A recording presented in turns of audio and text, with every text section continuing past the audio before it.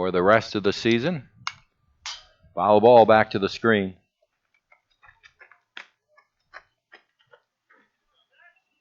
One ball and 2 strikes to count.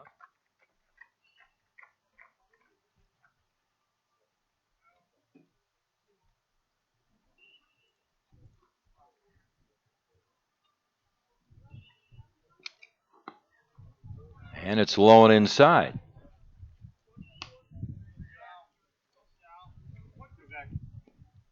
One thing we can see from Barkley, certainly not an overpowering pitcher. He relies a lot on his breaking stuff, and he can't get that over.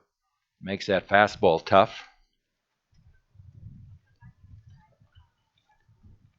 There goes the runner. The pitch is a ball. The throw to second base is not in time. Stolen base for Riley McSherry.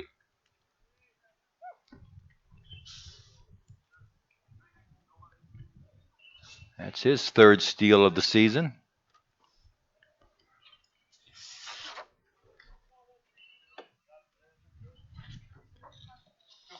Post 22's stolen base percentage is perfect. Although I guess technically it isn't. Pitch is a ball down in the dirt, so it's now a count of 3 balls and no strikes. 3 balls and 2 strikes. That's scoreboard is almost impossible to read with the sun shining on it, at least for these old eyes. Here's the pitch. Oh, Zach chased one there outside. So Solano is down on strikes. 3rd strikeout for Barkley. And here's Timmy Pirtz up. He struck out in the 1st. Going back to something you said about Barkley, he's not an overpowering pitcher. It goes back to what Coach told us pregame, is that this is not an overpowering team, but their execution is on point. So what they lack in power, they bring in baseball IQ and execution. Pickoff play at second. McSherry is back.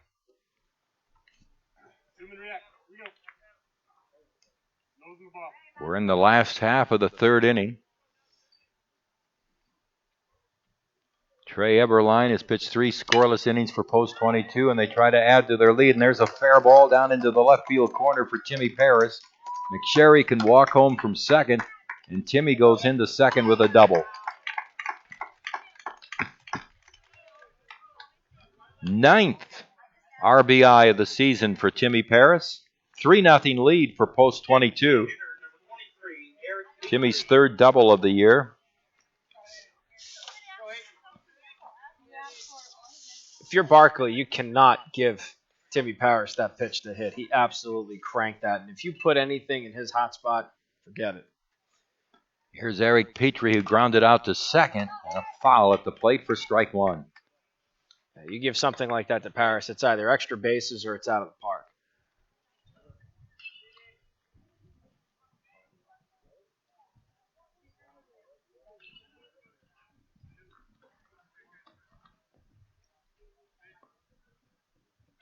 And the pitch. Swung on, a high foul off to the left.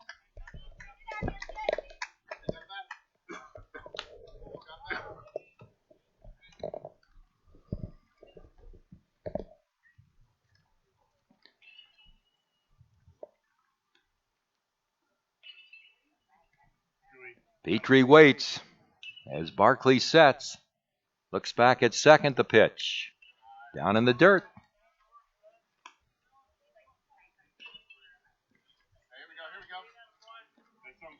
It's almost like Barkley has watched the Post 22 team because he's not really challenging anybody. He's really nibbling, trying to get the breaking ball down, get Post 22 to chase some pitches, and that fastball misses outside.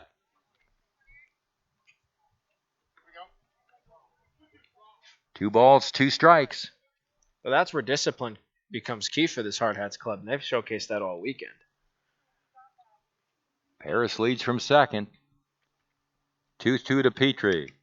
Swung on, he pops it up. Second baseman, just on the infield dirt, makes the catch for the out. Martin grabbing the pop-up off the bat of Eric Petrie, and there are 2 outs here in the 3rd for Post 22. They have a run in and lead 3-0. Here's Will Moore, the first baseman. Called out on strikes in the second.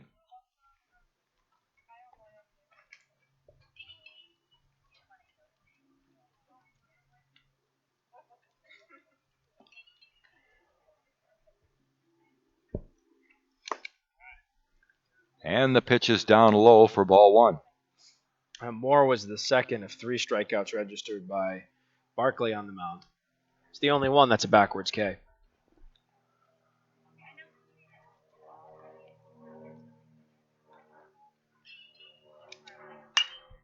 There's a fly ball down the right field line. Giving chase is the first baseman and right fielder. The ball is out of play.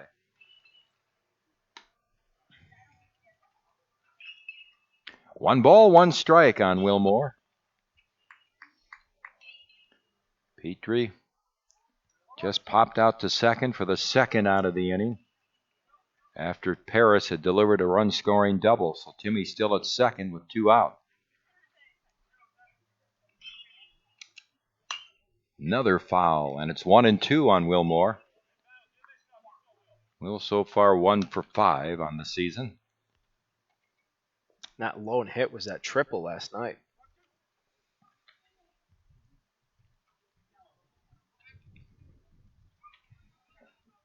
Dylan Barkley delivers. Swing and a miss for strike 3. A pitch down, a foul tip into the mid of the catcher's shock. 1 run for post 22 on 1 hit. They leave a man on. And at the end of 3 full innings of play now, post 22 has scored single runs in the first 3. They lead 3-0. You're watching post 22 baseball on Hardhats-TV. Areas, Sanford Children's offers the care that matters to your family. At the Castle of Care, we are committed to bringing in the latest and most advanced technology and services to care for your children. And having the largest team of specialists in the region means your child can receive expert, individualized care close to home. At Sanford Children's, we promise to put your family first. To learn more, visit childrens.sanfordhealth.org.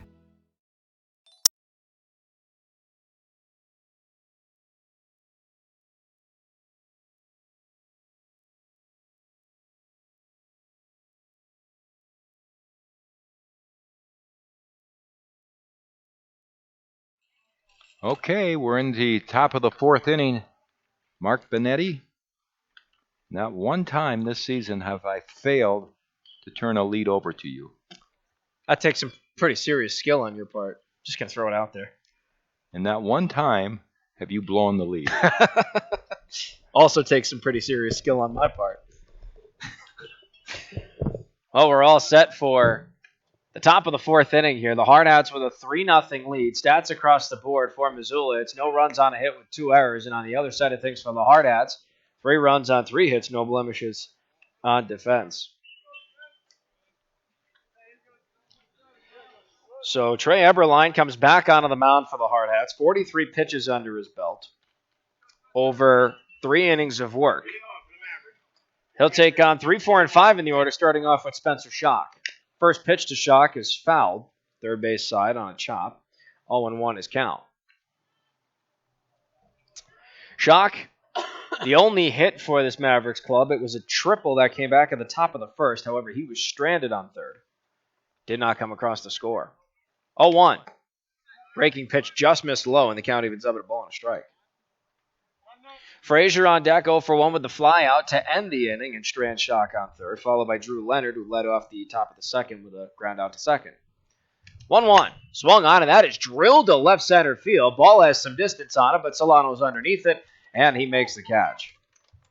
So that's an F9 in the scorebook for those scoring with us at home. 1 up, 1 down, and that will bring us to Dane Frazier. Frazier playing at first base for Missoula, 0-for-1 again with that fly out to right field. Solano was underneath it to end the top half of the second.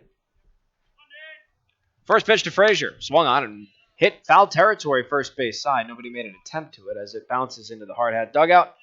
0-1 starting count for Frazier.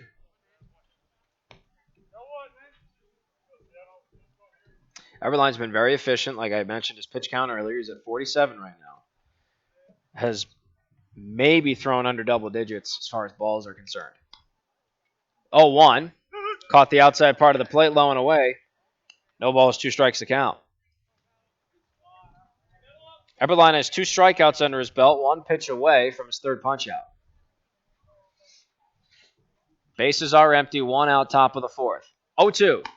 Rides up high and buzzes the tower. Ball and 2 strikes to count. 1-2 now the count from Eberline to Frazier. Hardhats with a 3-0 lead here in the top of the 4th. They are on the defensive as of right now. 1-2. Swung on and foul tipped and just escaped the glove of Paris. Otherwise, that would have been the 3rd punch out, but count stays at a ball and 2 strikes.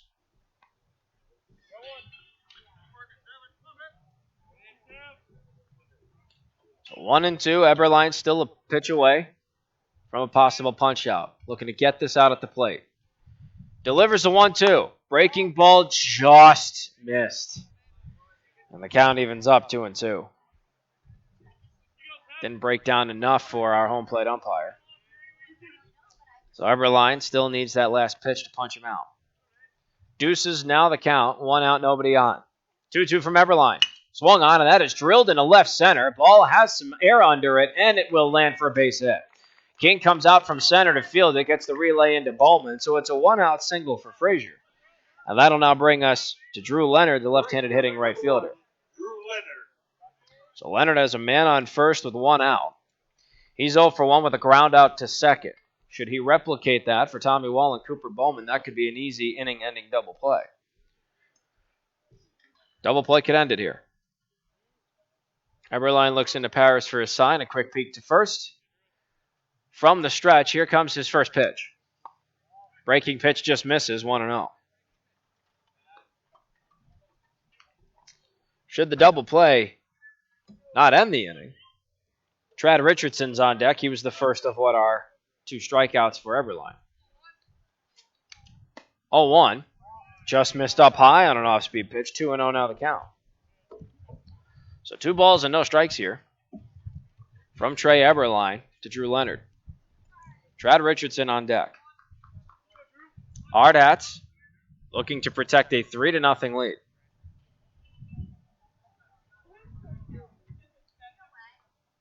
Two-0 from Eberline. That's a fastball on the outside part of the plate for strike 1. 2-1 now the count. Having some scoreboard issues over in left field. Reads 10-3 for the Mavericks. I don't see any shaded diamonds on my scorebook. 2-1 now the count. Man on first. Pitch.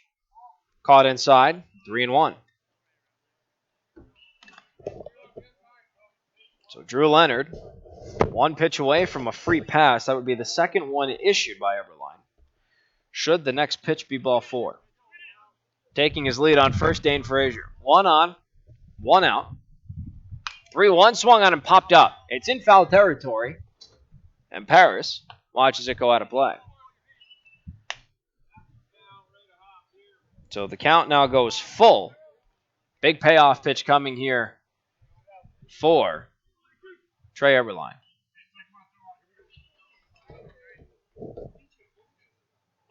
Eberline looking for an out at the plate, but if he gets the ground ball for the double play, then the inning ends. Either way, a big benefit for Eberline, either his 3rd strikeout or possible conclusion of this inning.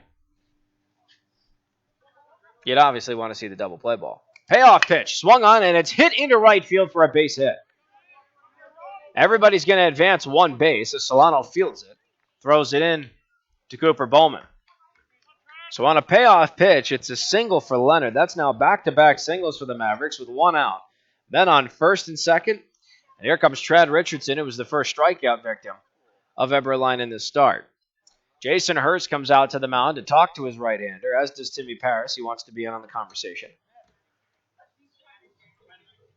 And now Trad Richardson comes up with a chance to possibly knock in a run for the Mavericks. 3-0 is the score here at Pirtz Field. Hardhats looking to stay perfect at 5-0. Mavericks, they've played quite a lot of baseball right now. 9-4 their record, playing in their 14th game of the season. So now Trad Richardson takes his place in the batter's box. Men on first and second. Still one out here in the top half of the fourth. First pitch from Eberline to Richardson. Up high, ball one. Richardson struck out on 3 pitches swinging back in the top half of the second. That was a 1-2-3 inning for Eberline that involved a ground out to second and back-to-back strikeouts. 1-0. Swung on and hit foul. Ball and a strike now the count. I think if Richardson had that to do over again, he would have held back. That would have been ball 2. But he swings, it goes foul. So now the count's even at 1-1. 3-0 the score. Hardhats with the lead, trying to keep it that way. 1-1. Swung on and fouled. Ball and 2 strikes now the count. So this is back-to-back batters where Eberline's had a 2-strike count at some point. Has failed to retire the batter. It's been back-to-back singles in those scenarios. So if you're Eberline, it'd be great for your confidence to get the out at the plate. However, once again, the ground ball just ends everything.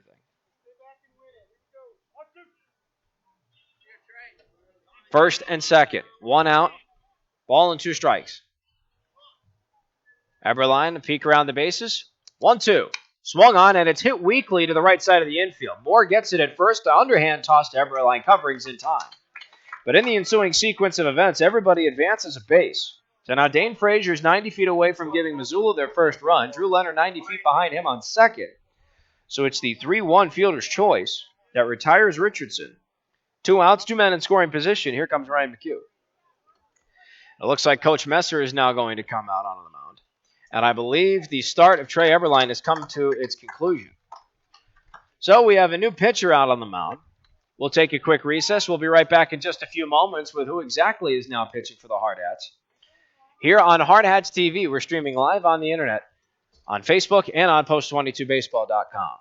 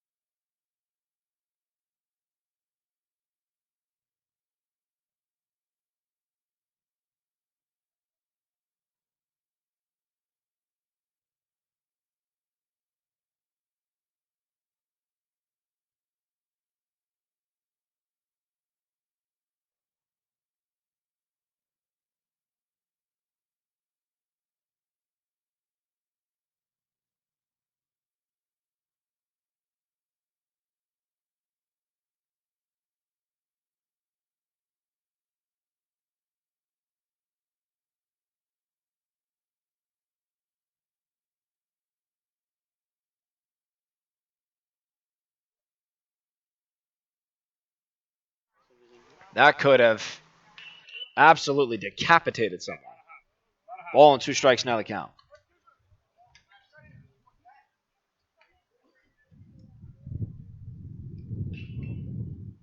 Cholis looking to end this inning. 1-2. Buzzes the tower up high. 2-2 now the count. Cholis is 1 pitch away from either the end of this inning or surrendering a run at the minimum. 2 balls, 2 strikes to count. Bases are loaded. 2 outs. 2-2 from Cholis. Just missed the zone. And now the count goes full. First payoff pitch for Cholis in his relief appearance. This is a big pitch. 3-0, the Hardhats have the lead. Bases loaded, 2 outs, top of the 4th. Everyone goes. Pitch is swung on, and it's chopped to the left side of the infield. Bowman gets the stop on the run. Throw to first is in time. And that will end the jam. The Missoula Mavericks strand the bases loaded. And the Hardhats maintain their 3-0 lead. So it's no runs on 2 hits with no errors. All 3 bases left occupied. And at the end of 3.5, the Hardhats still have a 3-0 lead. We'll be right back with the bottom of the 4th. Cooper Bowman, Connor King, and Tommy Wall. You're on the official web stream of Post 22 Hardhats Baseball on Hardhats-TV on www.post22baseball.com. Independent agents. I pledge to be your guide, not only to insurance, but to insurance companies. They don't actually work for any one insurance company. And to use my independence to identify the coverage that's best for you. This means they can customize policies from several companies in ways that other agents just can't. And they commit to that. And I pledge. In writing. Trusted choice. You need an independent insurance agent. Black Hills Insurance Agency, a tradition of service since 1949. Trusted Choice Insurance Agents. A big defensive stand for this Hardhats club in the top of the 4th inning, and Cooper Bowman with a dynamite catch on the run and throw to first. He's unbelievable. That's all you can say right now at this point. 5 games in, I know is not, but that is a tremendous sign for Cooper because he's only going to get better next year. But he's making plays that are tough plays look relatively easy. Yes. I mean, that was a tough play to make to end that inning, and he's made several of them over the weekend. Now he's going to try and get the job done with his bat as he leads off the bottom half of the 4th. First pitch from the lefty, Barkley still on the mound, is low for ball 1. 1-0 the count, and you run out of these superfluous adjectives to describe how Bowman plays. At the end of the day, it's one of those things where you have to nod your head and smile when you run out of words. 1-0. Swung on and fouled. 1-1 now the count. But you are right. He makes it look so effortless. When in reality, that's some of the toughest sequence of events that you'll see. 1-1 from Bowman. Swung on, and it's ripped into left. That's going to drop for a base hit. So Cooper Bowman gets his first hit of this second ball game. He's now 1 for 2. And that's going to bring up Connor King. The leadoff man is on with no one out. King reached on the error by first baseman Dane Frazier. That was, again, an awkward sequence of events. The pitcher wasn't even close to covering the bag, and it was thrown behind him. So King the lefty against the left-handed throwing Barkley. He'll check to first, so King has to wait on that first pitch. On deck is Tommy Wall, had the infield single on a ball hit to the deepest part of short. First pitch to King. He shows bunt. He doesn't cross, and the pitch is low. It's ball 1. Hardhats started off last season bunting the ball very well, and then they ran into trouble, particularly in the postseason, getting bunts down, especially in sacrifice situations. 1-0. Swung on, and it's ripped into right center. That's over the head of the second baseman, Martin, for a base hit. Bowman's going to advance 90 feet. He is now in scoring position on second. Connor King gets a single, his first hit of this ball game. Back-to-back singles with no one out, and that will bring up Tommy Wall. And I would think you're going to see a bunt situation right here. Absolutely. And once again, it's paramount that Tommy Wall gets this bunt down. He attempted a bunt a couple of times on this weekend, had trouble getting it down. He fouled a couple. So let's see if he does get the bunt down here. The corners are in, so they expect it. First pitch to Wall. He doesn't show bunt, but the first pitch is low and away for ball one. Tommy Wall 1 for 1 with the infield single. Again, he hit it to the deepest part of the shortstop position. Beat the throw out. 1-0 is starting count. Men on first and second. His team's up 3-0. Next pitch. Wall shows bunt. He pops it up, and it's caught on the play by Spencer Schock, the catcher. That goes back to what I just said, Tom. You've got to get that bunt down. It was problematic for Tommy earlier this weekend, and it looks like those problems have continued. So, 1 out, men on first and second. That's going to bring up Carter Deming. Deming singled the last time he was up. Bottom of the fourth, Hardhats still up 3-0. First pitch, low and away, ball one. Speaking of the bunt, Carter had a bunt single for his hit back in the second.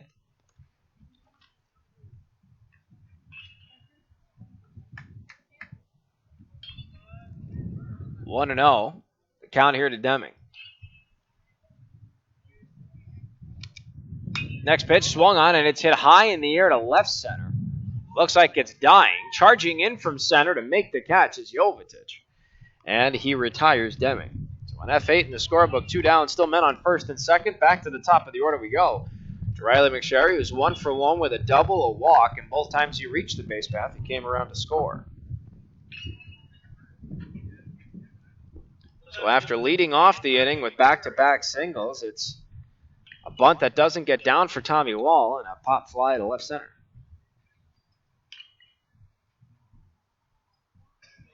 First pitch to McSherry.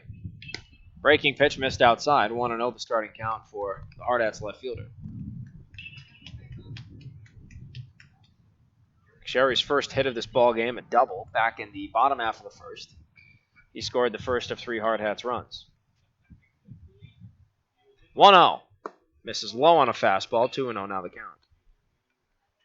The Hardhats, out of 10 innings played so far, excluding this one, have scored in 9 of them today. 6 out of 7 in the first game, 3 in a row to start this one off. 3-0's their lead right now. Barkley throws back to second. It's not there. That's a big talking point you've brought up, is the mind game between the runner in scoring position and the opposition's pitcher. Quite fun to watch. Especially with 2 outs where your focus is so much on that hitter. 2-0 to McSherry. Swung on and it's chopped to short. Stops made on the play by McHugh. His throw to first is high, but it's in time. And that will retire the side. So the Hardhats, no runs on 2 hits, no defensive errors for the Missoula Mavericks. 2 men left on the base path, 1 in scoring position. 4 full innings are in the books. The Hardhats still have their 3-0 lead intact. We'll be right back with the top of the 5th, 9-1-2 for the Mavericks. We'll be right back here on the official web stream of your Post 22 Hardhats here on Hardhats-TV on Post22Baseball.com. With more than 300 pediatric experts in 35 specialty areas, Sanford Children's offers the care that matters to your family. At the Castle of Care, we are committed to bringing in the latest and most advanced technology and services to care for your children. And having the largest team of specialists in the region means your child can receive expert, individualized care close to home. At Sanford Children's, we promise to put your family first. To learn more, visit childrens.sanfordhealth.org. What's up? So now we transition from offense to defense. The Hardhats now come to the top half of the 5th inning. And they have their 3-0 lead intact and look to keep it that way. Zach Cholis reprises his role as the relief pitcher to Trey Eberline. Went 3 2/3. Didn't allow a run on 3 hits. Give credit to Cholis, Tom. He ran into a situation where he had first base empty, second and third occupied, draws a walk, bases loaded, and he gets out of the jam. Once again, Cooper Bowman proving why he is the full-time shortstop of this Hardhats club. I'm sure the first man that Chola saw as he got to the dugout, he probably went over and shared a little leather with Bowman. First pitch to Busey is fouled.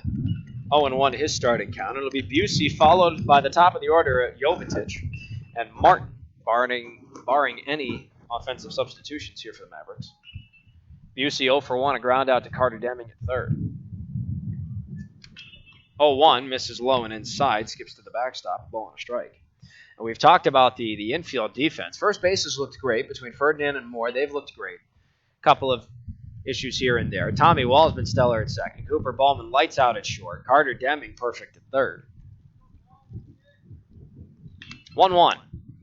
Called strike on the outside part of the plate. Nice fastball from the lefty Cholas. 1-2 now the count. Cholas looking for his first K in relief. 3-0. Hardhats have the lead. Bases empty. Nobody out. Top of the fifth. 1-2. Hit him. That's an unfortunate break. As Busey hit by the pitch. And you never like to see the hit by pitches because it's not only just a free base runner, but you never like to see it with a 2-strike count. Very unfortunate for Cholas. You've got a 2-strike count. Bear down and simplify. And tried to go low and inside. Went a little too low, a little too inside. And that brings us to Jovetic at the top of the order. Deming is shallow, looking for the double play ball. First pitch swung on and missed. 0-1 the count here to Jovetic. Heck, maybe even the bunt. Jovetic has enough speed. He could bunt for a single, but try and move them into scoring position. Deming now backs off.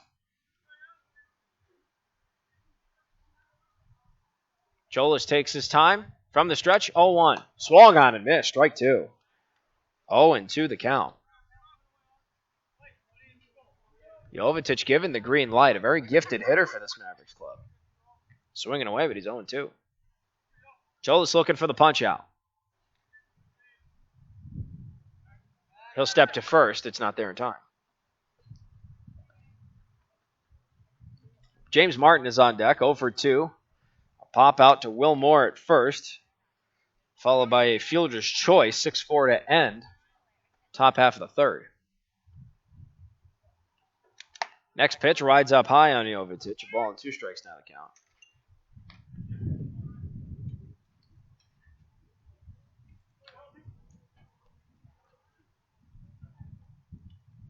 Ball and 2 strikes now to Jovetic. A man on first, no one out, top of the fifth. Hardhats up 3-0. 1-2. Swung on and missed, strike 3. That's the first strikeout in relief for Zach Cholas. 1 down, now the double play ball in effect to end the inning. That's going to bring us to James Martin.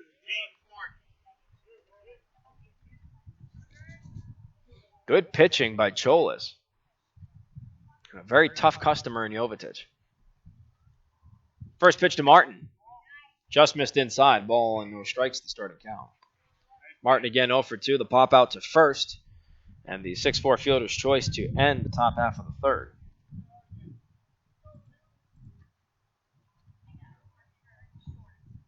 Cholas really taking his time. 1-0. Fastball in there for strike 1. Right at his letters. 1-1 the count.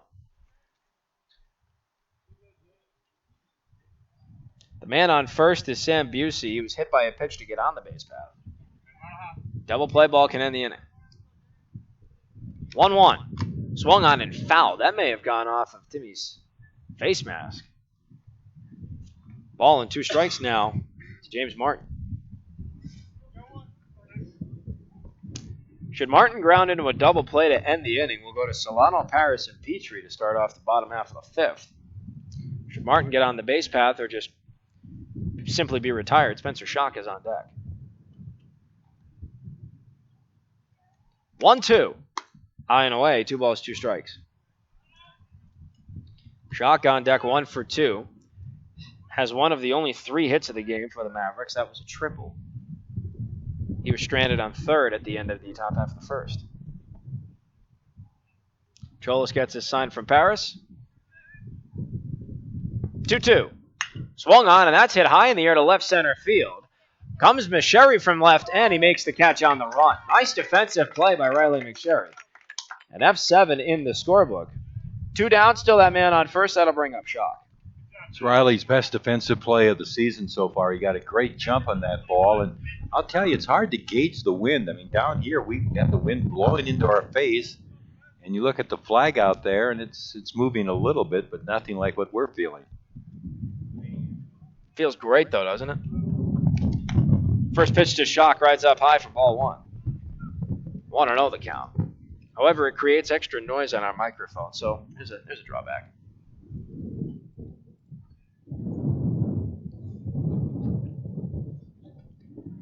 So now, here comes the 1-0 to Shock. High and away, 2-0. 2-0 to Spencer Shock, 1 for 2 with a triple and a fly out to right. Should he safely get on the base path, Dane Frazier's on deck, 1 for 2, fresh off on the single. He was stranded at third. The bases loaded jam Cholas entered the game with. 2-0 swung on and fouled. 2 balls and a strike now the count. Soon to be 17th pitch of the inning here for Cholas and his 27th overall. Came in relief of Trey Eberline, who's currently the pitcher of record. 2-1. Just missed inside on a breaking pitch. Count goes to 3 balls and a strike. So 3-1 now the count. Man on first. Sam Busey. Next pitch, high for ball 4. So Cholas issues a walk to Shock. That will move Busey into scoring position at second, and that brings up Dane Frazier now.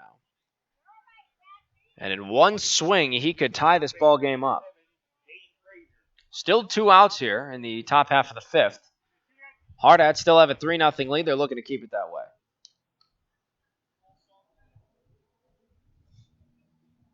First pitch. High and away, ball 1. Frazier 1 for 2. Singled the last time he was up, was stranded on third. Cholas got out of the jam with the ground out to short. Hardhats have been waiting quite some time for this final out. Just on time elapsed. 1-0 swung on and ripped foul. Almost decapitated Christina, our trainer over there. Count goes to a ball and a strike. Drew Leonard is on deck. Should Frazier get on the base path, he's also 1 for 2 with a single. A ground out to second. Cholas takes his time with Paris, agrees on a sign. Next pitch misses low and inside, and it skips to the backstop. Everybody is going to advance a base. Not the scenario Cholas wanted for himself. So 2 balls and a strike now the count. Both base runners are in scoring position. That's a tough go for Zach Cholas. 2-1. Still only needs 1 out. And that's where his focus is at the plate. Frazier with a hit can knock in 2. 2-1. Swung on and it's hit to second. Wall on the run makes the stop. Throw to first is in time and the Hardhats get out of another one. 4-3 in the scorebook to end the top half of the 5th. No runs on no hits, no defensive errors for the Hardhats. 2 men left on the base path, both in scoring position. And at the end of 4.5 innings, the Hardhats' 3-0 lead still remains intact. We will be right back with Zach Solano, Timmy Paris, and Eric Petrie in the bottom half of the 5th here on the official web stream of your Post 22 Hardhats on Hardhats-TV on Post22Baseball.com. Great faces, great places. Wet paint? Yep. And around here, when great places need a little love, great faces band together. Each year, First Interstate Bank employees help local organizations put a fresh coat of paint on homes of those in need. A small gesture, perhaps, but one that puts smiles on faces and strengthens bonds in the places we serve. First Interstate Bank. It's you and I together. All set now for the bottom half of the 5th inning here at Joe Pirtz Field. The final game of this road trip for the Hardhats. They've won all 3 played to this point. 13-3 against the Billings Royals. 6-2 against the Billings Scarlets last night. And then 7-6 in a narrow finish earlier today against the Billings Royals. They currently occupy a 3-0 lead on the scoreboard. Stats across the board for the Mavericks. It's no runs on 3 hits with 2 errors in the field. For the Hardhats, it's 3 runs on 4 hits, no defensive errors. Dylan Barkley still on the mound, about to throw his 63rd pitch, and his first pitch to Zach Solano misses Low and outside for ball 1. Solano followed by Paris and Petrie. Paris fresh off of an RBI double. He knocked in Riley McSherry in the bottom of the 3rd. Next pitch to Solano, swung on, and it's hit to first. Stop is made on the play. Throw to Barkley on the run. Covering is in time. So Frazier to Barkley, 3-1 in the scorebook. 1 up, 1 down will bring up Timmy Paris. Solano got full extension on that hit to try and push it to the opposite field, but it ran out of gas as it hit the grass. And it was a nice stop made by Frazier over at first. The toss to Barkley gets the out. So Paris 1 for 2, struck out swinging his first time up. Ribby double the last time. First pitch, low and outside, ball 1. Timmy Paris leads this team with 9 RBIs to his credit.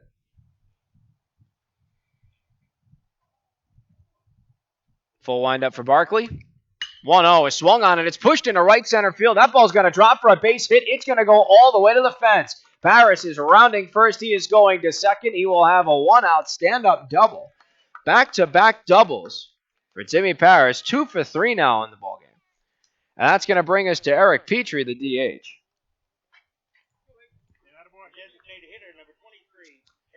I said it earlier in this broadcast, if you give something for Timmy Paris to hit, it's either going to be extra bases or it's going to be out of the park. So good luck. Here comes Eric Petrie now, 0 for 2. Popped out to second the last time he was up. Paris takes his lead off second. First pitch to Petrie. Breaking pitch misses low. Ball and no strikes. Will Moore is on deck. He has struck out in back-to-back at-bats. Looking to put the ball in play this time around. 1 out here in the bottom of the 5th. Hardhats with a 3-0 lead. Next pitch to Petrie, low and away again, 2-0.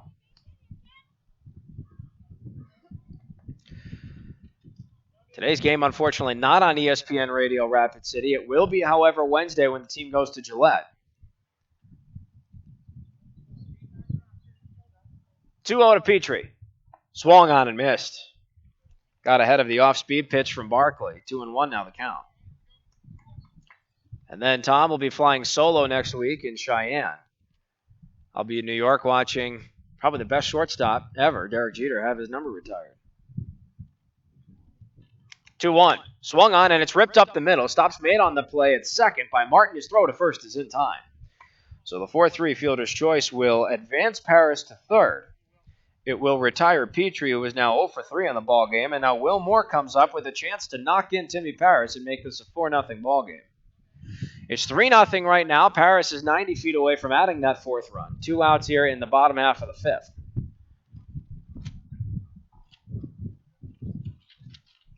Barkley still on the mound. His 71st pitch in the dirt to Moore. However, Schock got the stop behind home, so Paris hangs tight at third. 1-0 the starting count here to Moore. Backwards K and a forwards K. The 2nd and 4th strikeouts to Barkley, respectively. 1-0 to Moore.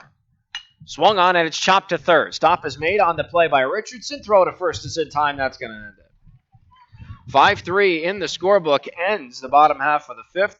No runs on a hit, no defensive errors for Missoula. 1 man left on the base path. That was Timmy Paris, 90 feet away from home. And at the end of 5 full innings of play, it is still 3-0. Post 22 Hardhats have the lead. We'll be right back with the top of the 6th. And 5, 6, and 7 due up for the Missoula Mavericks in just a few moments on the official web stream of the Post 22 Hardhats on Hardhats-TV on Post22Baseball.com.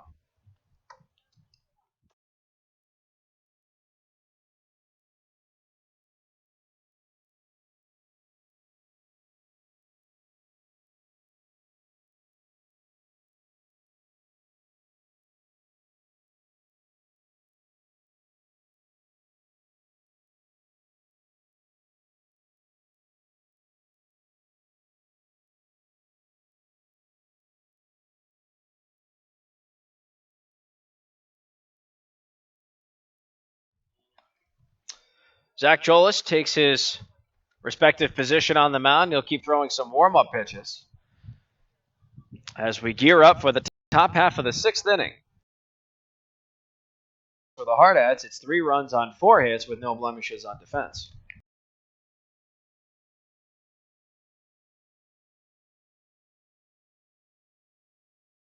the 6th team ever in NCAA baseball history to win back-to-back national titles. Led by Michael Roth and a couple of current major leaguers, especially Jackie Bradley Jr. of the Red Sox. Baseball was very good to me when I was in college. His first pitch into the glove of Paris, he's down 0-1. The NCAA pitching record books with Matt Price, closer. Next pitch swung on and lofted into left. McSherry's on the run towards the line. Catch. That looked a lot harder than it should have been. Ball catch up to third baseman. Loved my time watching baseball. The game made it to 3 consecutive national championship appearances. They lost the third one.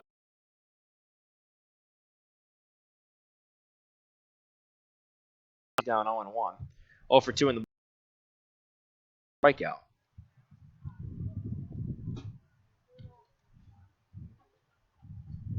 Here comes the 0-1 to Richardson. That's low, ball and a strike. The Gamecocks actually won the last national championship ever played at Rosenblatt Stadium and then won the first national championship ever played at TD Ameritrade. So, good times. 1-1, swung on and hit high in the air, but foul first base side, and the count goes to a ball and 2 strikes. Many years ago, not too many years ago, but for years, Post 22 would play in the Omaha World Series Legion baseball tournament. And we would always attend a World Series session, usually on a Friday or Saturday night. Next pitch hit to the right side of the infield, and it goes through the hole and into right for a base hit. Zach Salato comes into field, so it is a 1-out single for Trad Richardson, and that will bring up Ryan McHugh. Leads me to a story. We were assembling. We got off the bus and had the team around me, and Coach Plouffe said I had the ticket. So I said, just go over to Tom and get your tickets for the game. So I'm standing there with all this crowd of people around me, and a policeman comes up to me and thinks I'm soliciting or trying to sell tickets. And of course, you know how Dave was. He said, well, I don't know this guy. I don't know who he is. Fun times. Kids really enjoyed that. Must have been 15, 20 years in a row we went there. Next pitch is swung on and hit hard to left center. McSherry again on the run has to make the catch. F7 in the scorebook again. 2 down, with still that man on first and Richardson. That's going to bring up Bo King. I'm sure if you were given the opportunity and you weren't questioned by law enforcement, you would have sold those for a pretty penny, too. No, they would have gone to the kids. You know, McSherry's looked very comfortable today in left field this game. I think this is his best game. He's gotten great jumps. He's played a very, very good defensive game. First pitch to Bo King. Misses low and away, ball 1. McSherry started taking over in left field towards the end of last season. He had primarily been second base or shortstop of fill-in bases on top of his pitching duties, but you're right. I think he's found a home there in left. Last 2 innings, he's tracked down 3 balls hit out there, and they weren't cans of corn either. 1-0 to King, misses outside again. 2-0 now the count. No, you're right, and I think this is where the winds become a factor. He's had to run to both directions. He had to tightrope the foul line. He had to come to left center then. Not easy. Defense wins you championships. Hardhats excelling in defense. 2-0 misses outside again. 3 balls, no strikes to count from Cholas to Bo King. Man on first. 2 outs here in the top of the 6th. Hardhats looking to keep this 3-0 lead intact. When we go to the bottom of the 6th, it'll be Bowman, King, and Wall, barring any substitutions. Cholas from the stretch. 3-0's up high for ball 4. So it's a 4-pitch walk for Cholas. That'll bring Richardson to second and Bo King to first. And now Sam Busey comes out, and it looks like Jason Hurst is going to have a quick conversation with his lefty. So when you would travel to those World Series games, was there any particular year where you remembered the national champion or anything major happening with the College World Series tournament that year? You know, when we were there, it was always the first weekend, and the old format back then, of course. So the championship game wasn't really until the following weekend, but we got to see a lot of first round. Nothing especially. You know, you always had different teams that were always. Arizona State was still great back then. Trying to think of some of the teams that I'd imagine you would have seen Texas and Augie Garrido at one point. Yeah, he was at in California at where was he at? He was in one of the California state schools. I want to say UC Irvine. I could be wrong, though. First pitch dealt to Busey was a ball inside. 2 men on, 2 out. Cholos deals a 1-0. That misses high and away, 2-0.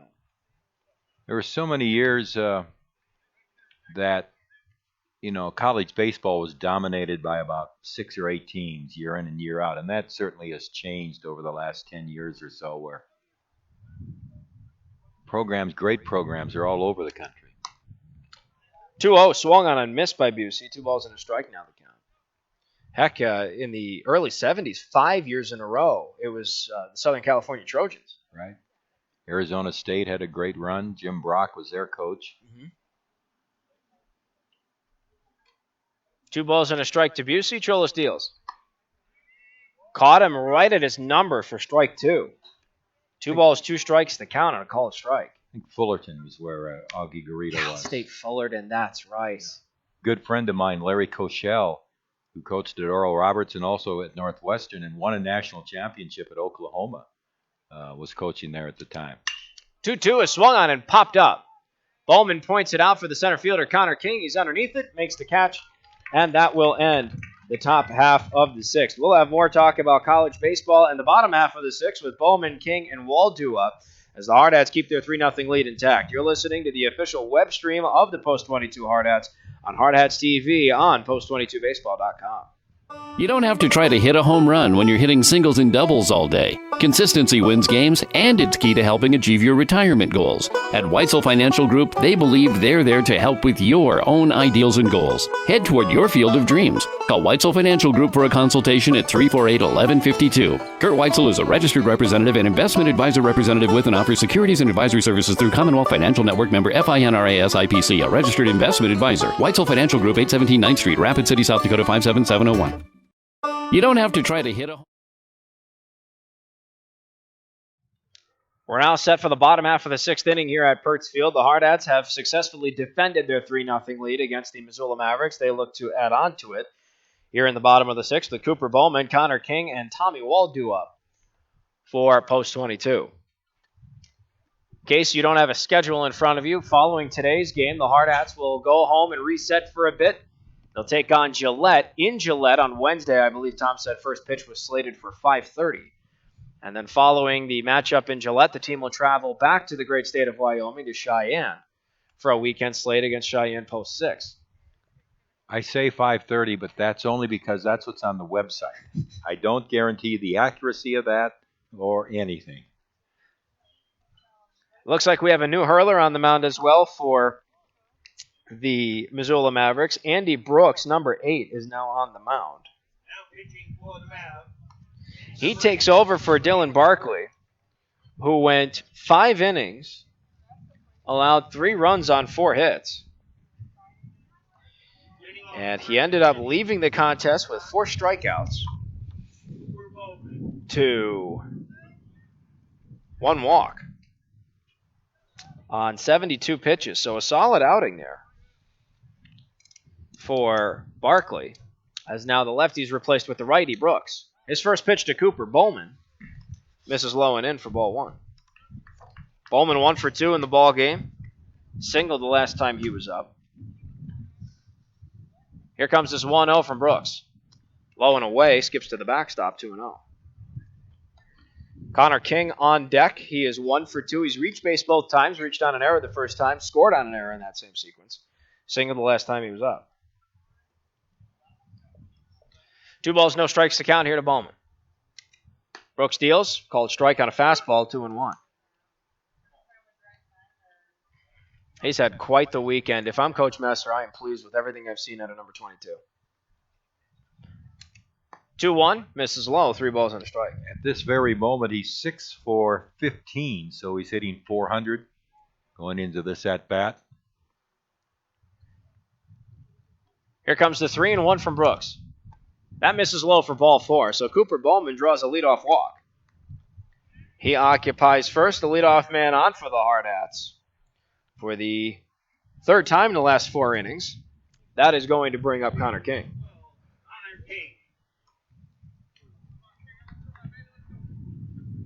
Connor King, the left-handed hitting center fielder for the Hardhats. He's been all over the outfield, but today he's patrolling center. First pitch he sees is low and away, ball 1. And he gives the signal to Bowman, telling him to stay at first. That ball didn't get away enough for him to take second. So man on first, nobody out here, bottom of the 6th. Hardhats with a 3-0 lead, looking to blow it open.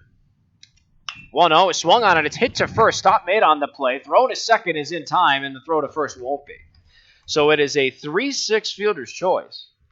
A smart defensive play for the Mavericks to at least get the lead runner. So Bowman will go back to the dugout. Connor King will take his place at first. So a man on first still, but now 1 out, and that'll bring up Tommy Wall, who's 1 for 2. It's interesting. Frazier, though, was only about a foot or so from the bag. Now, if he touches first, you know he got an out, but then that makes him have to make the tag at second. First pitch to Wall as King goes. Swung on and it's fouled. Hit and run clearly in effect there. 0-1 the count. Good cut, though, by Tommy Wall. And King looked like he got a decent jump off of first, so he could have had a really close play there at second. 0-1 the count to Tommy Wall. Infield single his first time up. Popped out trying to attempt a bunt the last time he was up. Checked down to first, not there in time. We talked about the importance of trying to get that bunt down. A lot of times these batters are trying to hit. They're trying to bunt for hits. He was just trying to sacrifice them over. You have to willingly give yourself up on that situation. King fakes and goes. Wall hits one into the gap, and that's into left for a base hit. Connor King's going to go for 3. The throw gets there in time. He is out. Unfortunate base running gaff there for Connor King. And so King, now getting some words of wisdom from head coach Mitch Messer. 2 outs, but Wall gets the single. And that'll bring up Carter Deming with a man on first. It's unfortunate for King to get thrown out. Deming comes up. He's 1 for 2. He had a bunt single. He flew out to center the last time he was up.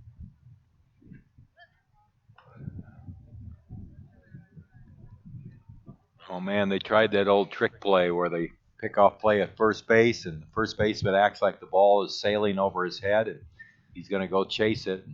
Almost falling for it was Wall, but he didn't. First pitch to Deming, hit right back up the middle. It stopped on the play at second. The throw to first is in time. What a great defensive play by James Martin at second, and that will end the bottom half of the 6th inning. So for the Hardhats, it's no runs on a hit, no errors, 1 man left on the base path. That was Tommy Wall at first. 6 innings in the books. Tom looking to close this one out here in the top half of the 7th with the top of the order for Missoula due up. We'll be right back here on the official web stream of the Post 22 Hardhats here on Hardhats-TV on post22baseball.com. Are independent agents. I pledge to be your guide, not only to insurance, but to insurance companies. They don't actually work for any one insurance company. And to use my independence to identify the coverage that's best for you. This means they can customize policies from several companies in ways that other agents just can't. And they commit to that. And I pledge. In writing. Trusted choice. You need an independent insurance agent. Black Hills Insurance Agency, a tradition of service since 1949. Trusted Choice Insurance agents are independent agents. I pledge to be. No hits. No, I take that back. 1 hit. 1 hit. Yeah. That's what I got at least. Scoreboard's wrong.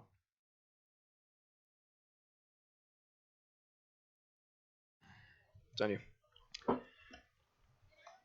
Well, Post 22 trying to make it a 4-game sweep up here in Billings, their first big road trip of the year, and they're 3 outs away as they lead Missoula 3-0. Missoula came into this game with a 9-4 record, and Post 22 is leading 3-0 on the strength of single runs in each of the first 3 innings.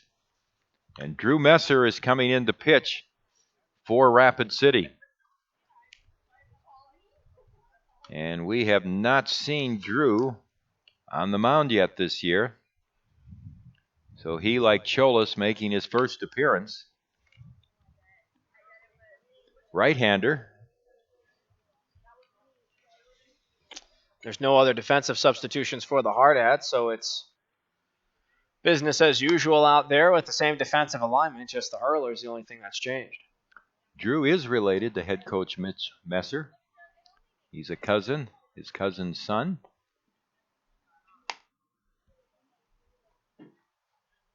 That explains the familiarity in last names.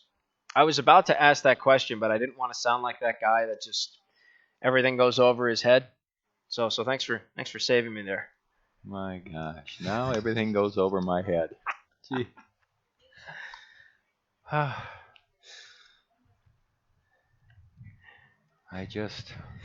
Jason Hers is old and things go over my head. Well, nothing went over your head. I just didn't want to seem like anything went over mine. Obviously, you knew beforehand, so it didn't go over your head. You saved me from making myself look like a fool, was my point. And for that, I am grateful.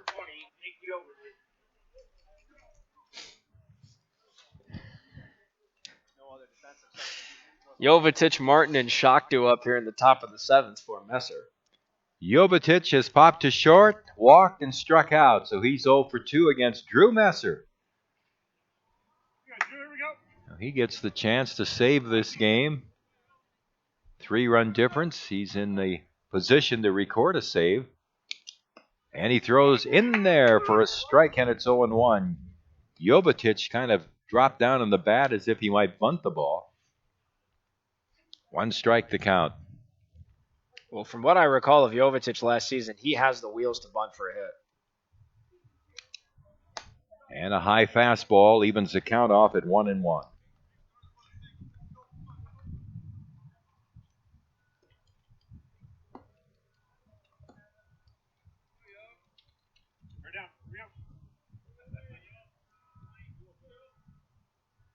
And the pitch.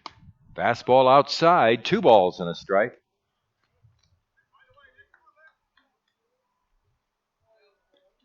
You look back at that last game, Mark, a hit here or a hit there for the Royals could have changed that whole game around. And a strike, 2-2 now in Jovetic. And this game, Post 22 has dodged some bullets in this game with Missoula.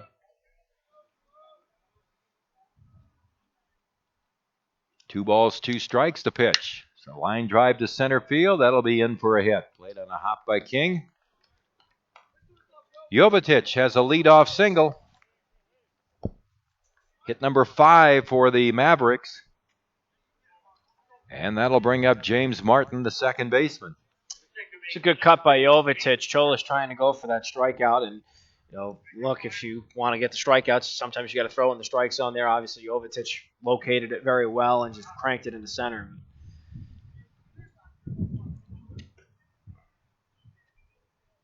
Here's the pitch. And it's a fastball outside. Martin has popped to first, bounced into a short to second force out in which Bowman made a fine play, and flied out to McSherry in left center in which McSherry made a nice running catch. By the way, I misspoke. Messer on the mound looking for the strikeout, not Cholas. Here's the set by Messer, and he'll throw to first base. Missoula down by 3 here, their last chance. It's the bottom of the 7th. 3-0, Post 22 leading. Moore holding with Jovetic. The pitch is a ball high.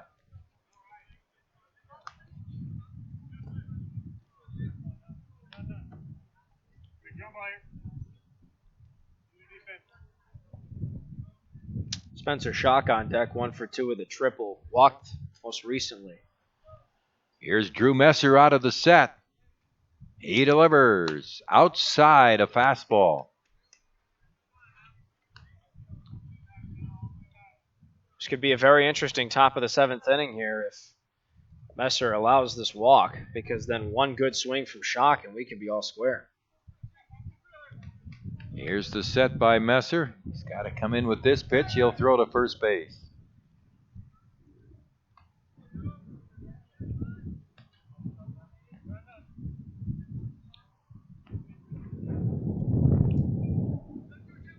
A lot of times, again, that runner at first is not going to tie the game. Here's the pitch. Strike on the outside edge.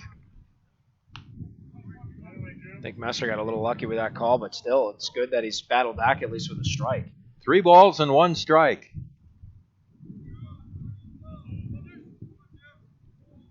Messer sets. He delivers. And he missed, low and outside for ball 4. So runners at first and second. Spencer Schock coming up. He's the catcher. He has tripled to center, right center. Walked. The infield is right on the grass, the corners. Looking for that bunt to possibly drop down. Here's the pitch, and it's a strike. Well, with them down by 3, I'd be surprised if they would bunt here.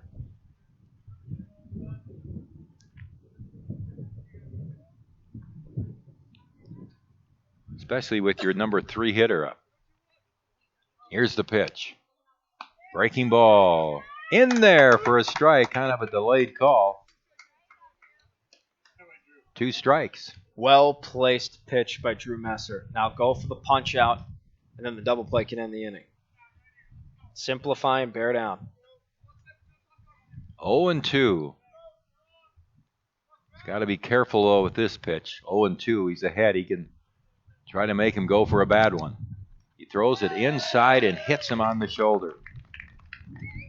So Schock is hit by a pitch, and now Missoula has loaded the bases. Nobody out. Dane Frazier, the cleanup hitter, the first baseman coming up, and Jason Hurst, the pitching coach for Post 22, is going to meet with his pitcher and his entire infield on top of the pitching mound. This is a heck of a scenario for this Hardhats club, and it's another instance where the pitcher has a 2-strike count. And it goes back to what I said. Just bear down, simplify. Don't try and overcomplicate anything. But it's, again, you never like to see a hit batsman, but a hit batsman with a 2-strike count, you're 1 pitch away. And especially for Messer there in the driver's seat, no balls and 2 strikes, and you give him a free pass on 1 toss. And if you're going to make a mistake, I mean, if you're going to try to get him to go for a bad ball, you don't throw it inside. You try to throw it away, because if you miss inside and it comes out over the plate, then you're in trouble. But if you miss outside and the guy's not going to reach for it or swing at a bad ball, you're still okay. Bases loaded for Dane Frazier. Line to right, single to left center, grounded out to second. He's 1 for 3. Here's the set now the windup by Messer and his pitch. Breaking ball over for a strike. Good pitch to come back with. Get that confidence going. Pound the zone. Outs get very hard to come by in this situation. Bases loaded, nobody out Missoula. 3-0 Post 22 here in the bottom of the 7th. The pitch. Breaking ball outside. It's 1-1. Sometimes with simplifying, it goes back to what's working. Apparently, the off-speed's working well for Messer. He's got a good command of it, so if it ain't broke, don't fix it. Here's the 1-1 pitch. Down low with a fastball, and it's 2-1.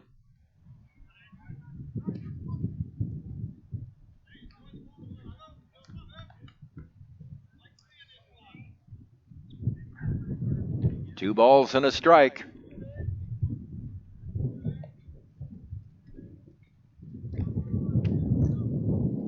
Here's the motion by Messer. His pitch. Breaking ball high.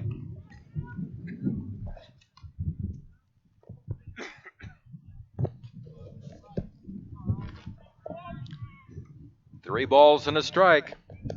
Very important pitch again.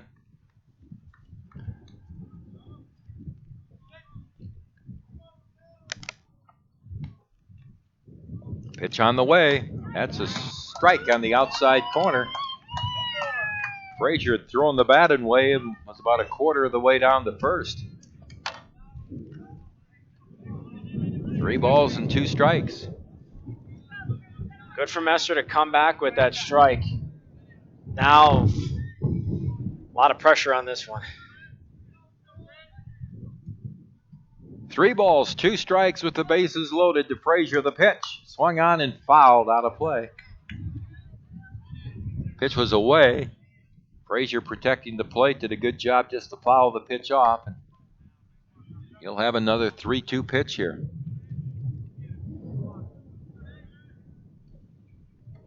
Rapid City with a 3-run lead. In jeopardy, the pitch. Swing and a miss with a fastball away. Messer gets a strikeout, and there's the first out as he fans the cleanup hitter, Dane Frazier. The base is loaded now for Drew Leonard. That was clutch. Wow, now the double play ball can end the inning. Leonard, the right fielder, left-handed batter, has grounded out to second, singled to right, and flied to left. 1 for 3.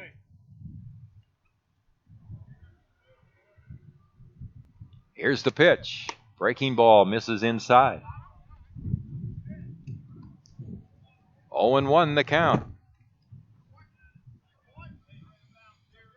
Jovetic, the runner at third. Martin, the runner at second. Schock, the runner at first. There's 1 out.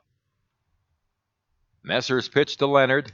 A long drive to right field. Going back in front of the fence and making the catch is Zach Solano. It'll be a sacrifice fly as Jovetic scores. Tagging is Martin. He goes to third. A sacrifice fly for Leonard, making it a 3-1 ball game. And boy, he hit that ball right in front of the fence in right field. But it was good that you could see Zach seemed to have it measured all the way. I mean, he wasn't looking up and looking at the fence. He knew it wasn't out. So 2 outs. Here's Trad Richardson, the third baseman. He's 1 for 3. Runners at the corners and 2 out. Time is called. Richardson has struck out. Hit to the first baseman Moore with the pitch recovery. His last at bat in the 6th inning, he singled to right.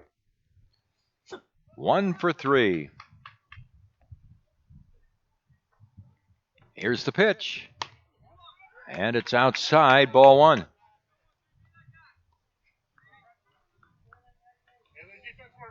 Boy, these last 2 games have come down to the last inning.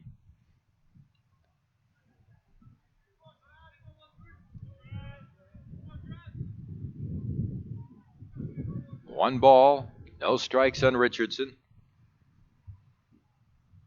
Messer sets, he delivers. Very high, and it's ball 2. 2-0 the count. The benefit for the Hardhats defense right now is that it's only men on the corner, so if they allow a hit right here, Schock, who's on first, not the fleetest of foot, it would only drive in 1, so they'd still have the lead. 2 balls and no strikes. Richardson, the number 6 hitter in the order. The pitch on the way outside. The count goes to ball 3. 3-0. Ryan McHugh, the shortstop, is on deck. 0 for 2 with a strikeout and a flyout. Also a walk, though, for McHugh. 3-0 on Richardson. Messer's pitch. And that's a ball high, and the bases are loaded with 2 out. Well, if it was nerve-wracking before with the bases loaded, how about now with Missoula on the board? A base hit could tie this game up, and now Timmy Paris is coming out to talk to Drew Messer and go over this next sequence here. McHugh struck out swinging in the 2nd. That was against Eberline. He walked against Cholas in the 4th inning. He lined out to left center against Cholas in the 6th inning.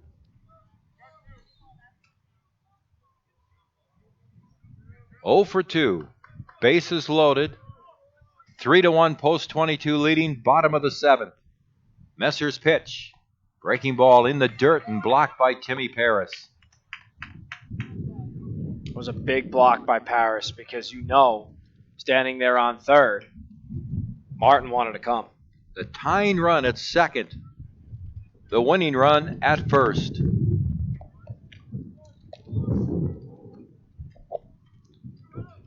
Here's the 1-ball pitch to McHugh. He bounces it to the plate, and Pirtz blocks it again. 2 balls and no strikes. Luckily for the Hardhats, if the Mavericks happen to tie this game up, they still get the last word in the bottom half of this inning. But you'd have to hope, with as long as they've had this lead for, that it doesn't come to that. 2-0 on McHugh. Here's the windup and the pitch. Breaking ball high and inside. It's interesting. There's been a lot of situations where you would expect to see a fastball, but we haven't seen it. A lot of breaking balls. 3-0 on McHugh. Messer has no place to put him. 2 outs. Takes a deep breath. The 3-0 pitch. Ball 4 outside. And McHugh walks. That forces in a run as Martin scores. 3-2 post 22. Schock to third. Richardson to second. McHugh to first. And Bo King up, the left fielder, the number 8 hitter. We're also going to have a pinch runner down at second base. Get some speed. Look like Dylan Chalmers. Number 12. Pinch running. That looks about right. I think he's in for Trad Richardson, who's on third. Rather, the third baseman. Richardson was the base runner at second. So here's King, who was fouled out to first, grounded out to short, and walked. He's 0 for 2. The tying run at third, the winning run at second. Bottom of the 7th. Here's the pitch. Swing and a foul off Timmy Pirtz. 1 strike.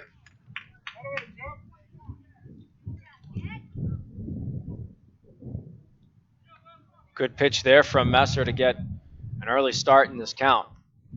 Just hope that you don't give up that tie, but if you do, the Hardhats can respond here in the bottom half of this inning. 1 strike. Here's the pitch on the way. Strike 2 called on the outside corner. And Messer has jumped ahead. I can't remember him ahead on a count of 0-2 in this inning. Well, he was ahead 1-2. Or excuse me, he was ahead 0-2 to Spencer Schock, and then he hit him. That's right. This is the 8th man he's faced here in the 7th. The pitch on the way. Check swing! And it's ruled a ball. They appeal, and no swing, says the base umpire. Awfully close. The post 22 contingent to our right was ready to just explode. You're going to have to wait an extra pitch. 1 ball, 2 strikes to count.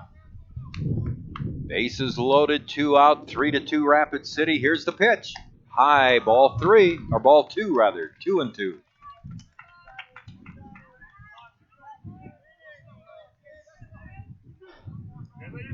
Boy, this is fun, isn't it? A little tough on the blood pressure. 2 balls, 2 strikes. Here's the pitch. Ball 3. And it's a full count, 3-2. Timmy Pirtz held that pitch for the umpire to view, but he ruled it a ball. I have a feeling you're going to have to throw this one down the middle and take your chances. Payoff pitch to King. Runners go, and it's ball 4 high.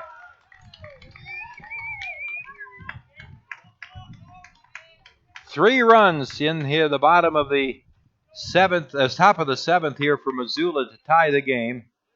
They're still loaded. 4 walks in the inning, and here comes Mitch Messer. It looks like we might have a pitching change here, Tom. Unfortunate to see that the lead escaped back-to-back RBI walks, and as you mentioned again, he had the lead on the count at 0-2, and just couldn't get that final strike to really put the nail in this one. So, look, you talked about wanting this team to face adversity early and get into situations that would prepare them for the postseason. Well, this is a big one here, so a big pitching change. Bases loaded for this new pitcher coming in. We have yet to identify. Just bear down. And then you've got, like I've said multiple times already, you have the last word here when you transition to the bottom of the 7th. So if you keep this a tie game, you could still walk off and get the win.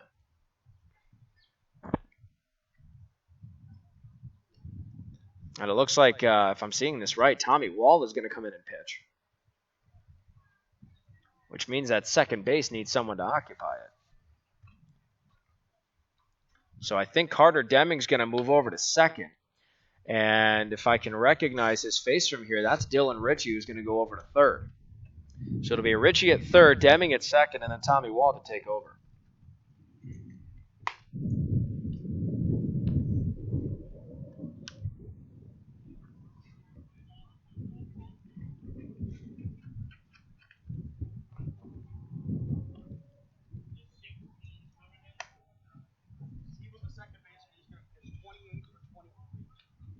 So Petrie's out, the designated hitter. Ritchie will bat in Petrie's spot. So Dylan Ritchie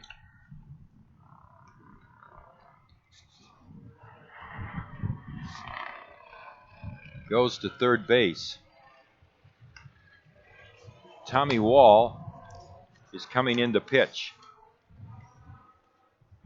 This will be Wall's second appearance.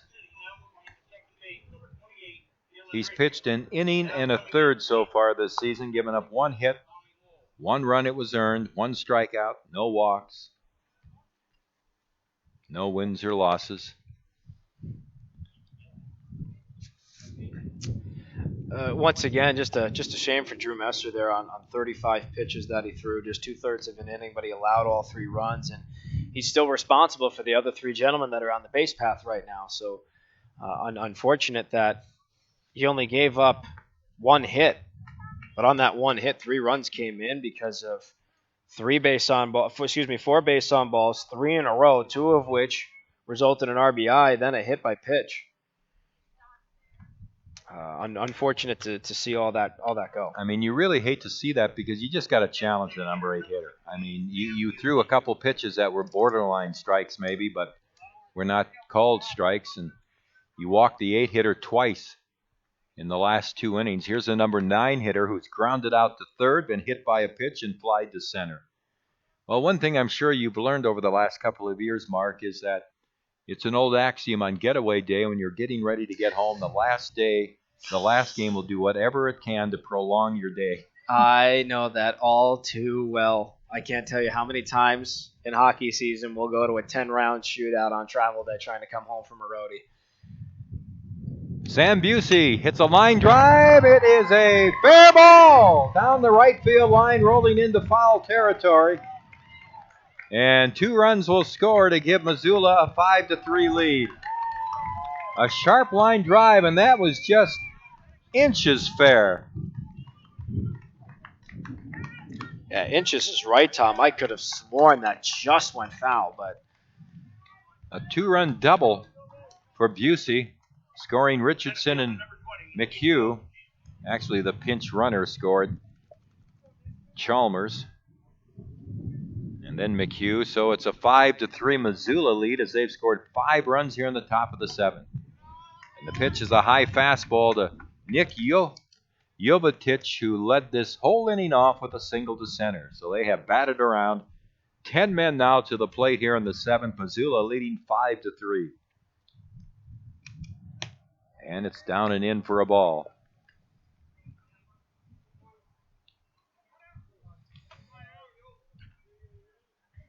Still runners at second and third, so it's very important for Wall to get this out.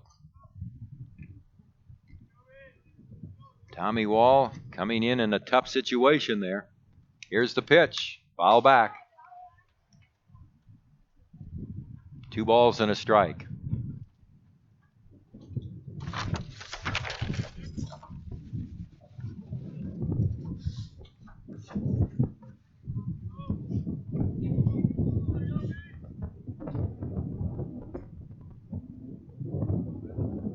Here's the pitch. Chopped foul down and back. And the count all even now at 2 balls and 2 strikes. Good for Tommy to battle here. Nice attacking pitch on the inside. Make Jovetic try and earn this. If the Mavericks are going to keep this going, make them earn every single bit of it. Post 22 will have the top of the batting order in the bottom of the 7th.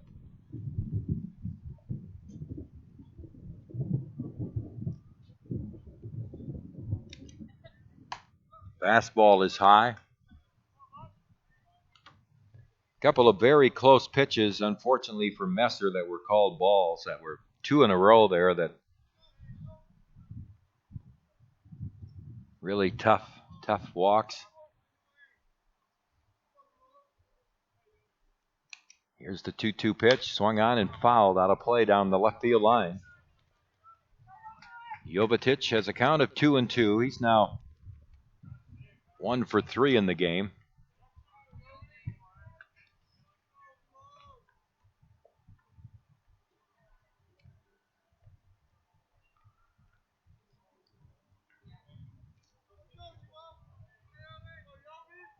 Tommy Wall starts his motion. Here's his pitch. Swing and a miss. He struck him out. But it's a great inning for Missoula. The top of the 7th, they score 5 runs against Post 22, and they had just 2 hits in the inning. They leave 2 men on base, no Rapid City errors. 4 walks in the inning and a hit batsman. Really hurt the Post 22 team in that top of the 7th. So we go to the bottom of the 7th. Post 22 still has a chance here to come back. It's 5-3 now. Missoula has the lead. We'll return to Post 22 baseball here on Hardhats-TV in just a moment.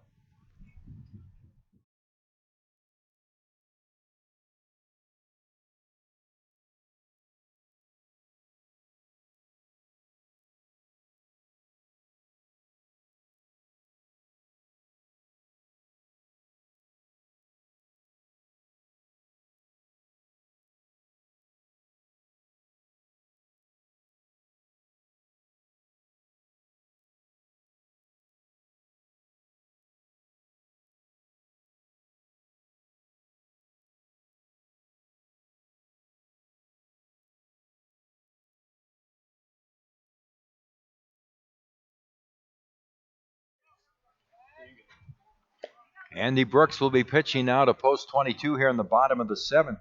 Interesting, the 2 best relievers on the Missoula team are Ricky Stevens and Jerem Graham.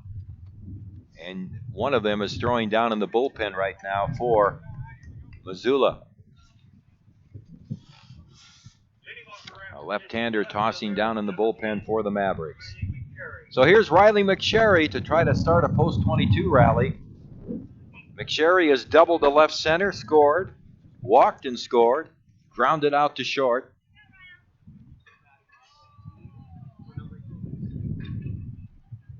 Riley is 1 for 2.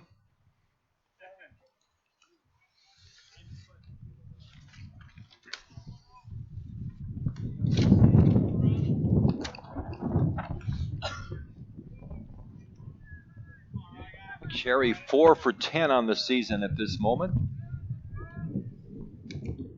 And the pitch is a strike at the knees.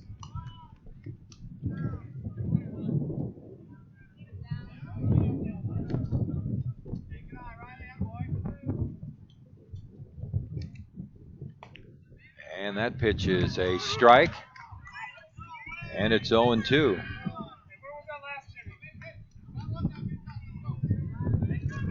No balls and 2 strikes on McSherry. And a breaking ball very high, 1-2 on Riley. Zach Solano, Timmy Paris to follow here in the bottom of the 7th. Post 22 trailing 5-3. A 5-run top of the 7th for Missoula. There's a fly ball into right center field. And it's going to be the right fielder running over, and Leonard grabs it for the out. 1 down.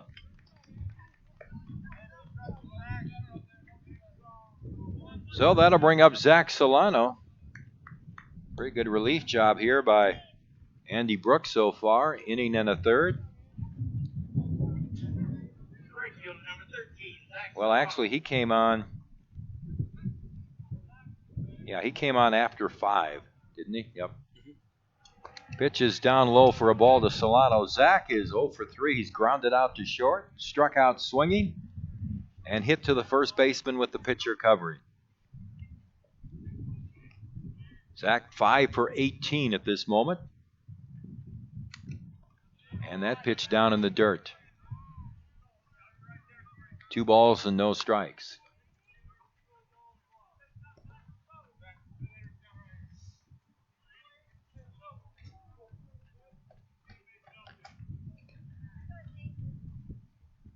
2-0 on Zach Solano. The pitch.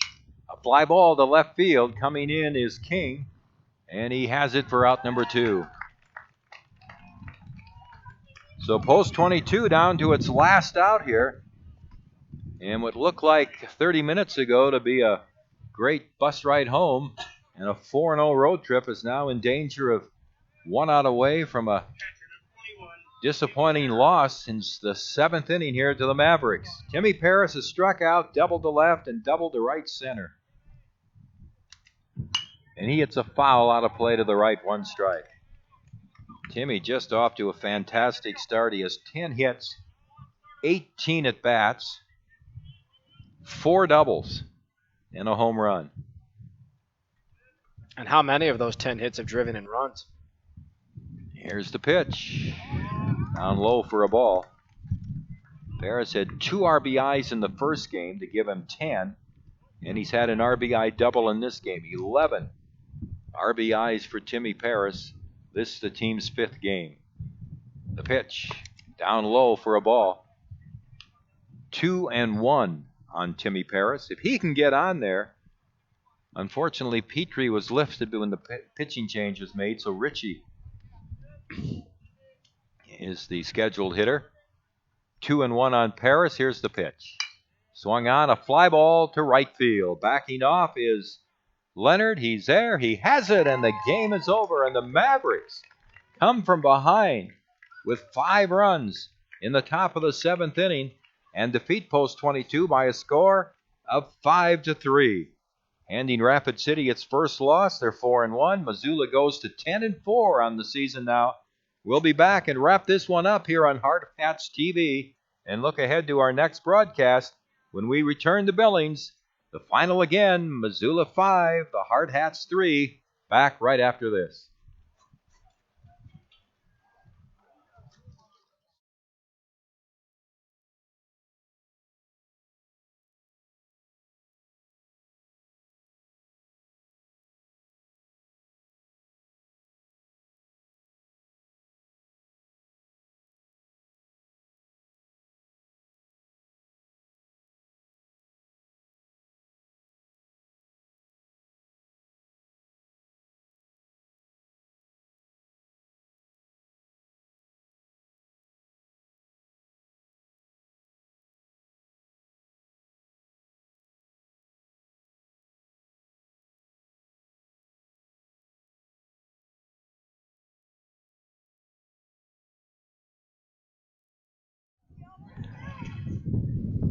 Disappointing loss to end this Billings trip, but was still successful, winning 3 out of 4 games, 2 against the Royals, 1 against the Scarlets, but losing this game to Missoula 5-3.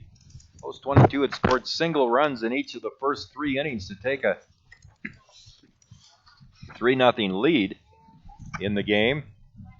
But Missoula with the 5 spot in the 7th. Riley McSherry scored on a wild pitch after he had doubled and advanced on an infield out in the first inning.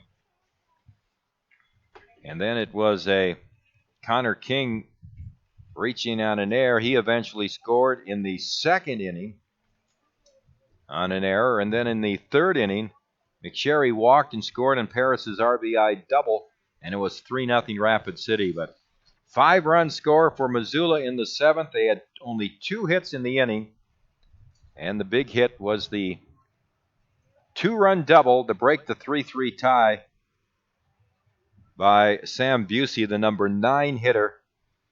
2 hits. The leadoff man, Jovetic, had a leadoff single to get the whole inning going.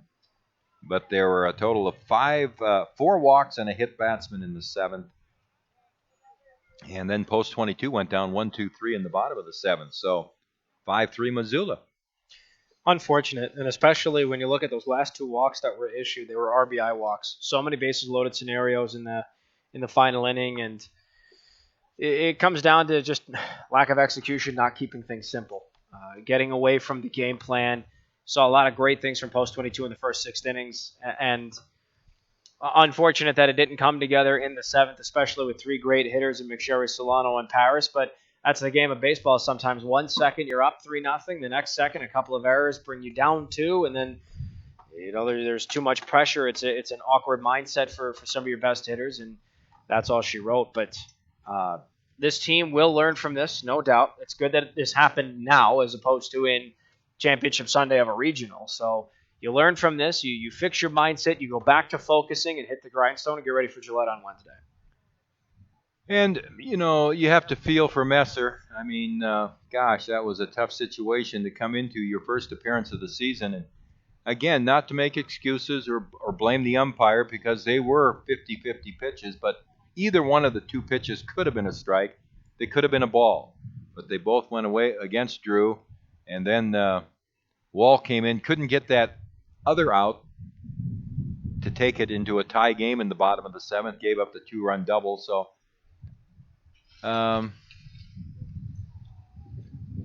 don't want to harp on this game too much, though. I think, again, I thought overall what we saw in this road trip, these 4 games, we saw a lot of good defense, which is very, very encouraging this early in the season. For the most part, we saw some very good pitching, and we saw some hitting. I thought the team looked tired in the second game, to be honest about it, too, which you can understand. Heck, I'm tired. And so, 3 out of 4, 4-1 on the season, on to Gillette. Yeah, you're absolutely right. And just a couple more points. You wanted more power at the start of today. You definitely got more power, that's for sure. So many extra base hits, particularly in the first game. Good to see the bats wake up. On the pitching side of things, we did see some great pitching, but what I would like to see more of in Gillette, the biggest adjustment is 2-strike counts. When we look at the 7th inning, there were 5 2-strike counts, and only twice did it result in an out.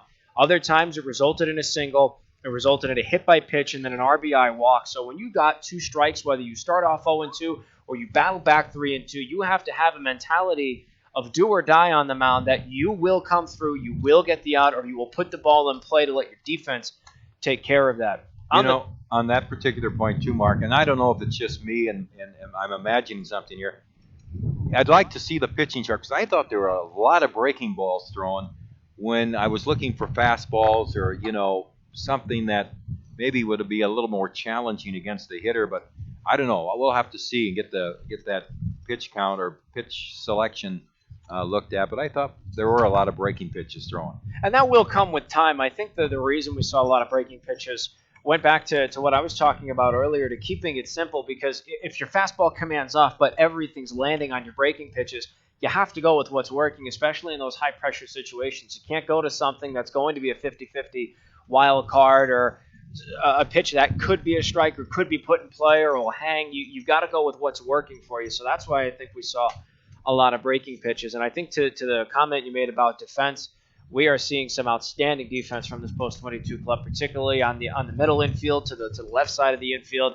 Riley McSherry and Zach Solano had to make some tough catches in the outfield as well. But this is something that you build upon. Hopefully the defense will come up, and hopefully the pitching bears down on Wednesday night. Well, back home, we'll see you on Wednesday, Mark. Absolutely. It'll be a nice little 2-hour bus ride to Gillette. Post-22 Hardhats look to get back into the win column and get their 5th win in 6 games played. Our coverage, according to Tom, and as of right now, the team website, will start off at 5:30 for first pitch, which means we will be on the air on ESPN Radio Rapid City and on Hardhats-TV online at 5:15. A very special thanks to everybody who tuned in on ESPN and on Hardhats-TV this entire weekend. We can't wait to get back home for a little reset and get ready for our next road trip on Wednesday in Gillette. For Destin Human, our director, for Tom Rudebush, the longtime voice and legend of Post-22 Baseball, this is Mark Benetti saying so long, enjoy your afternoon, and we will see you Wednesday night.